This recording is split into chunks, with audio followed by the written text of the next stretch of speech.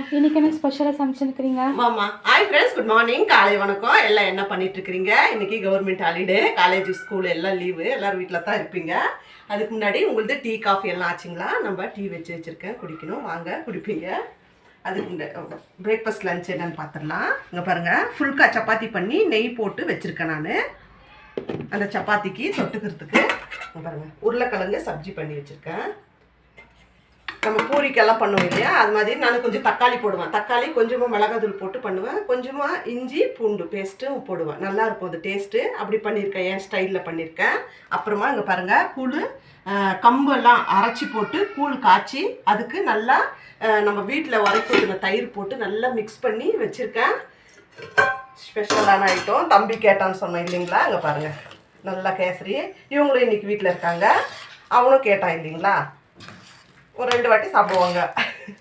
அதனால் நல்லா முந்திரி பாதாம் பிஸ்தா எல்லாம் சின்னசாக பொடியாக பாப்பா கட் பண்ணி கொடுத்தா நல்லா கொஞ்சம் நிறைய போட்டு நெய் போட்டு செம்ம வாசனையாக இருக்குதுங்க.